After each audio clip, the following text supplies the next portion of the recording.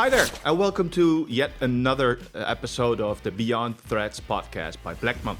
As always, I'm your host, Erik Janssen Steenberg, and today I'm joined by Katja Idsinga, Bleckmann's very own Customs Director.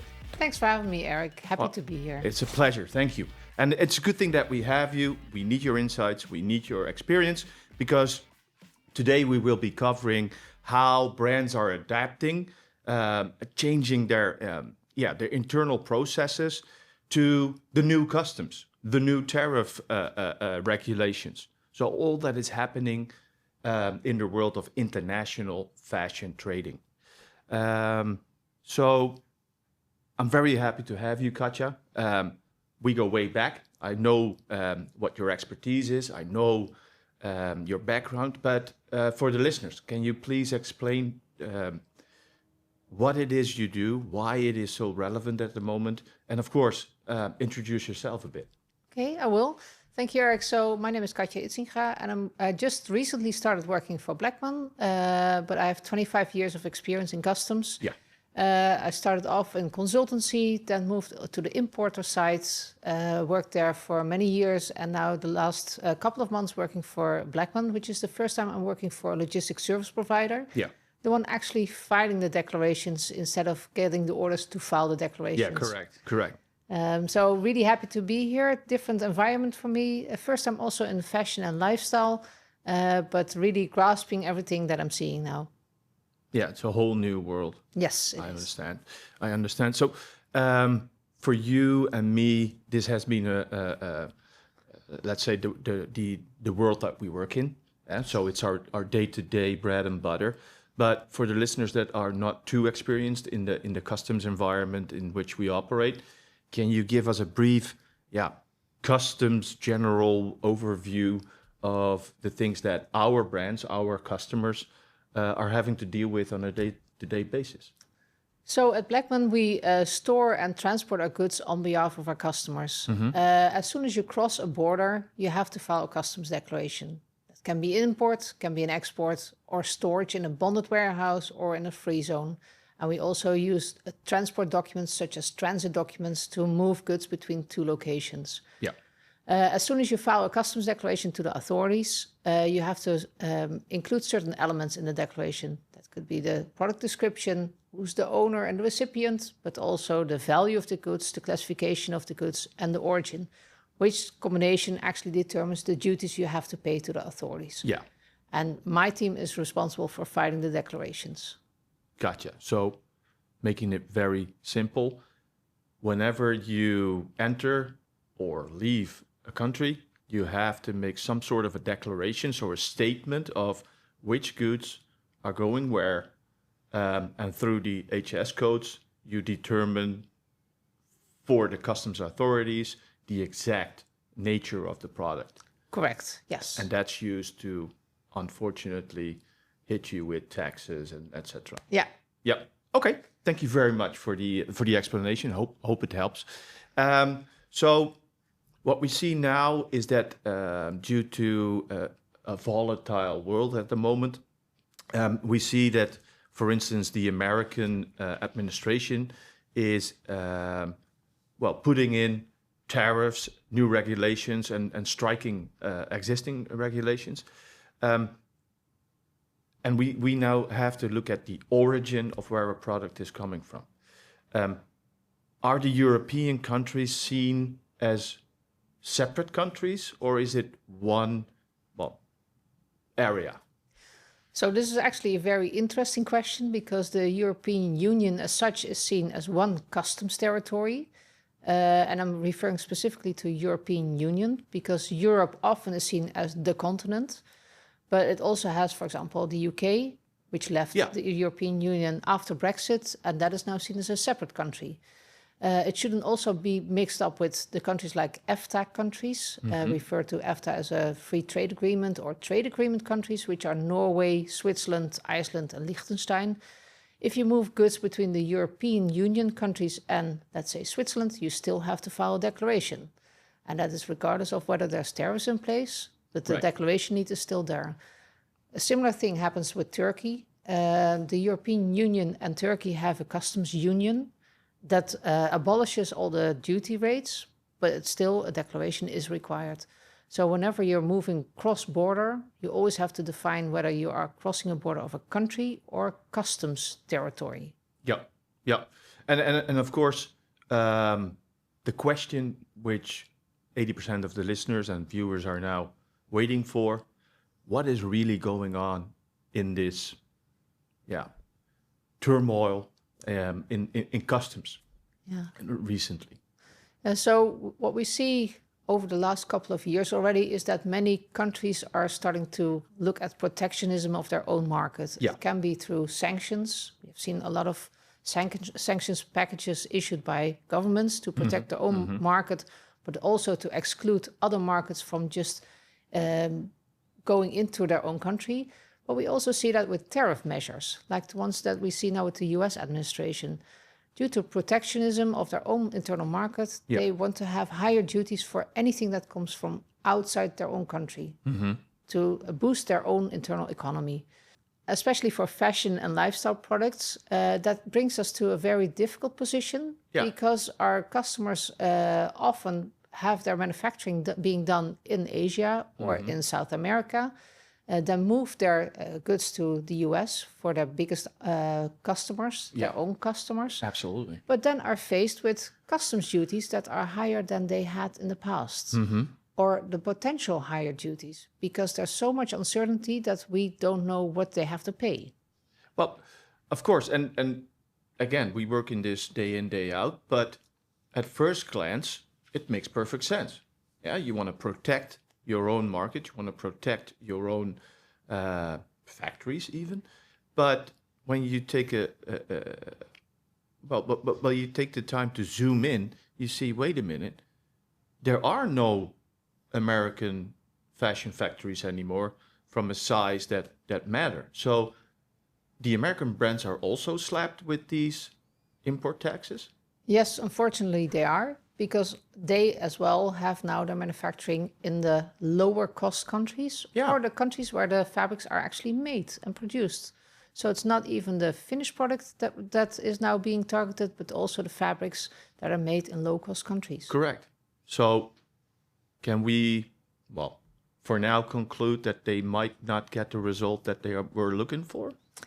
It is a very dangerous thing for me to say, but in my first glance, I would say yes. Yeah. What we already see is that from the Asian markets, we see a reduction in shipments to the US. Yeah. Actually, more products are being brought to the EU these days at a lower cost.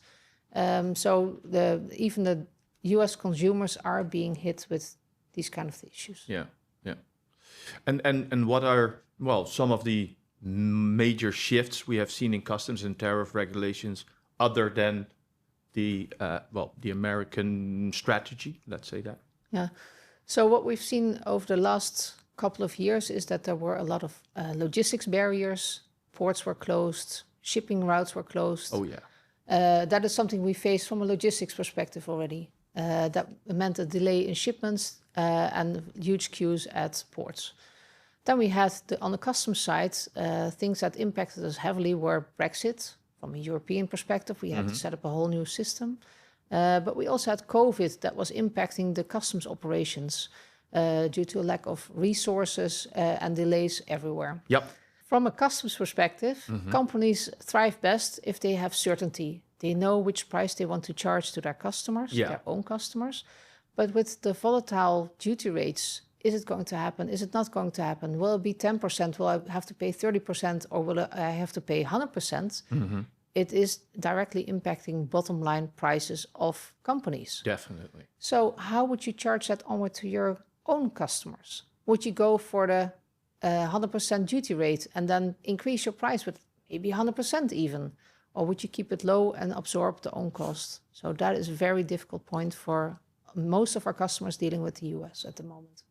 This is real. It's not an administrational gimmick.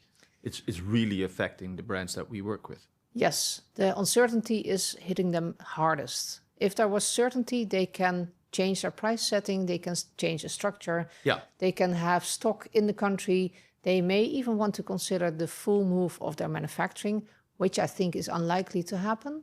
But you never know. If your prices are being doubled because of import duties, it might affect your choice there.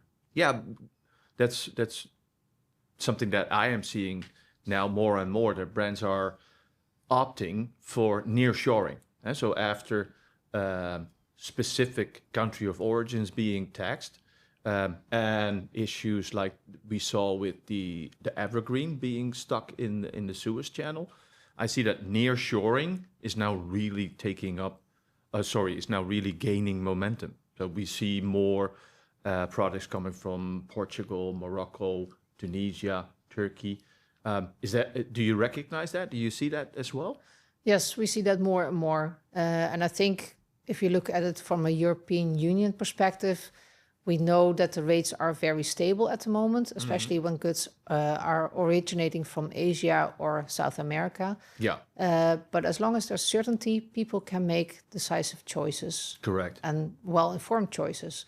In the case of the US, of course, that is slightly different because today there might be duties pending and tomorrow it may be gone. Yeah. Yeah. So the brands need to be, agile, flexible in their supply chain, in their choice making or determining what will be the best setup. But as you mentioned, it's so hard to, get a grip on what's going to be real for the brands in 1 year, in 2 years. There's no way that we can know. Yeah, I agree. But when you have your discussions with our existing brands or brands that want to pick your brain, how are you and the team of assistants to them in determining what to do, what not to do? Yeah, so unfortunately, we don't have the crystal ball either. No. What we can do is just list options and include all the what ifs. What if the tariff goes up? What if the tariff remains the same? Yeah. Should you then have dual storage facilities? Should you duplicate your inventory? For example, having part of the stock in Europe and part of the stock in the US? Yeah. Should you store it in a bonded warehouse? I mentioned that before, that storage in a bonded warehouse is a customs option, and that allows you to delay payment of duties for only the goods that are actually used to a customer and shipped to a customer. Correct. So those options might be good for our clients as well, but it all depends on the overall situation of a customer. So, but also dual sourcing. So looking at the origin of the goods to see whether you can use a free trade agreement or a trade agreement to minimize your duty impact could also be an option. Yeah. So we help our customers just listing all the options for them and helping them with their thought process on how to best set up their supply chain. Yeah. So I think it's safe to say that we can conclude that the right approach, the right setup, the right prepping to do is highly customizable, or needs to be customized per brand, per product, per flow. But when we look at bringing that resilience, that flexibility into the supply chain of the brands, what would be key items that you always look into with brands, and what tips and tricks can you give the brands listening? Okay. Yeah, so first of all, data is key. Make sure you have your master data in order. Yeah. If you know where your goods are coming from, where you're shipping to, what are your main customers' base? Are they all located within one country? Then it makes sense to import everything and have everything locally stored. Yeah. Do you want to have you're not pulling it out anyway. Yeah. Yeah. It will stay and remain in that same country. But if you have countries all over the world and you have high flexibility, want to have high flexibility on your supply chain, you may want to put it in a bonded warehouse because then you can ship it out easily without paying double duties. Right. So master data on your products because you need to know the source. Can you manufacture somewhere else? Would you have the flexibility to move your factory? Yeah. Yes or no? Sometimes it's a clear yes, sometimes it's a clear no, but you need to know. Yeah. Then also where your customer's based. But also if you have a lot of returned goods, we know in fashion and lifestyle, about 30 to 40% of the products in retail sale is returned to the manufacturer. Yeah. Or to the owner. Correct. If you already moved something out of a country and have to return it, you run the risk that you have to pay double duties. under very strict circumstances, it is possible to get a reduction in those duties. So that is also a part of the master data that should be kept really close and really monitored.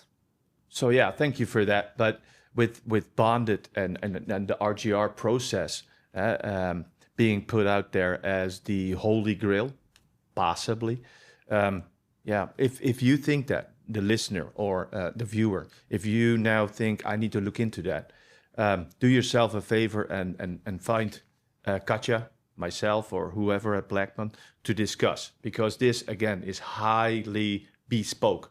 It needs to fit your flow, your products, your brand. But we are there to advise you. What else can you give the viewers, the listeners, in terms of advice based on your knowledge, your expertise? If you don't know, ask for help. I've been on all sides of customs. So as I mentioned, on the advisory side, the importer side, and now on the logistics service provider side. Only with the combination of the three functions, you can get more insights. The duties and the financial impact are high if you do something wrong with customs. Oh, yeah. So ask for help. That would be my biggest advice. And a very, very important piece of advice. Thank you again for being here today. As always, let's put it out there. How can people reach you? And so how can they benefit from your expertise? Well, of course, the first would be go to our website. We have a lot of contact details there.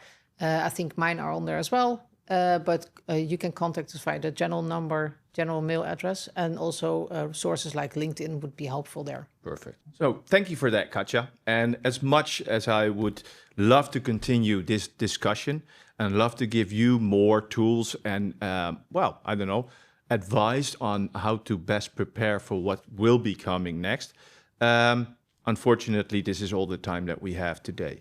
So do yourself a favor. If there are still gray areas, if you still have your questions, make sure you reach out, get the help, and get set up the way you need to be set up for success, not for failure and backlash. So I also hope that you will tune in for our next episode. And until then, my name is Erik Janssen Steenberg. Talk soon.